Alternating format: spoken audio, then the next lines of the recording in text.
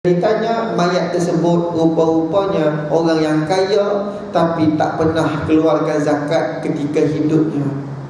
Allahu Akbar. Ni kesan tuan-tuan. Ni baru cerita nak mati. Kalau saya cerita azab dalam kubur orang yang tak bayar zakat, pukul 9 nanti tuan-tuan akan meluat lah sebab lama. Ustaz ni bila nak habis dah pukul 8:43. Dan dalam Selangor ni haji, siapa pembayar zakat terbesar? Saya tengok iklan dia, jujur saya meluat. Saya tengok iklan dia, saya menyampah. Tapi bila mana saya tahu dialah pembayar zakat terbesar negeri Selangor, saya antara pembeli produk dia. Siapa tuan-tuan? Datuk Alif terlanjak laris. Kita tengok iklan dia, saya meluat lah. Tapi bila tahu dia pembayar zakat terbesar negeri Selangor, Allah, saya suruh bini saya berilah produk kecantikan The Herbs, brand The Herbs. Sebab apa? Support peniaga yang macam ni, businessman yang gentleman, iaitu Datuk Alif. Sebab tu dia kaya raya. Alhamdulillah berkat. Dan Syekh Zainul Asri kata juga, orang yang bayar zakat ini adalah menambah keberkatan rezeki dia, menambah keberkatan umur dia. Tuan-tuan, besar zakat ni, kelebihan dia. Dan orang yang bayar zakat ni juga adalah orang yang amanah dengan Allah. Dan orang yang tak membayar zakat, dalam masa yang sama dia telah menzalimi manusia lain. Sebab apa? Duit zakat tu bukan hak dia. Duit zakat tu hak siapa? Hak asnaf, hak orang yang tak makan ni, hak orang miskin ni. Tapi dia tak keluarkan, jadi dia telah menzalimi orang lain. Ni orang tak bayar zakat. Kita yang cerita RM7 bulan Ramadan pun buat-buat lupa. Dia belum kaya lagi, RM7 zakat fitrah pun buat-buat lupa. Kalau kaya jangan cerita lah.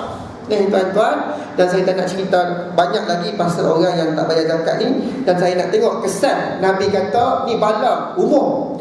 Bila mana manusia tak nak bayar zakat, Nabi kata apa? Yang mana lagi?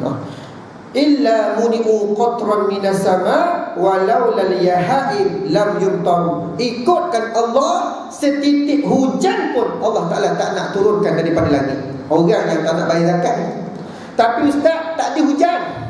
Nabi kata apa? Walau lal yahaib. Sebab ada binatang, ada gajah dalam hutan, ada cacing, ada kucing, ada biawak ni semua. Kerana binatang ini masih ada, Allah Ta'ala sayang, Allah Ta'ala masih turunkan hujan. Kalau tidak, setitik hujan pun Allah Ta'ala tak nak turunkan, sebabmu tak nak bayar zakat. Maka cukuplah sekadar ini, 3 jenis manusia. Kita istighfar dan kita minta jauh, ya Allah, mudah-mudahan keluarga kita selamat daripada golongan yang 3 ini. Dan kita jadikan panduan dalam hidup kita untuk menghabiskan sisa-sisa yang berbaki. Mudah-mudahan bermanfaat buat kita semua. Dan saya minta maaf penyampaian saya tak bagi. Dan saya minta maaf kalau ada baca hadis salah ke. Tuan-tuan lebih lama hidup dari saya, zikir lebih banyak, sujud lebih lama, sembahyang lebih banyak, malamnya lebih lama. Semua tuan-tuan lebih hebat. Saya minta maaf lah kalau saya punya penyampaian tak bagus. Hadis salah ustaz, tegurlah dengan baik tuan-tuan. Sebab saya manusia juga, bukannya orang yang alim, bukan juga ustaz yang selayaknya untuk dipuji. Bukan, saya sama macam tuan-tuan. Sedikit ilmu ni saya kongsikan kepada tuan-tuan, mudah-mudahan bermanfaat. Jadi saya akhiri dengan bacaan doa A'udzubillahi minasyaitonirrajim. Bismillahirrahmanirrahim. Allahumma faqihna fid din wa 'allimna ta'wil. Ya Allah, ya Tuhan kami, faqihkan kami tentang agama ini ya Allah, dan ajarkan kami ilmu-ilmu ta'wil ya Allah. Walhamdulillahirabbil alamin.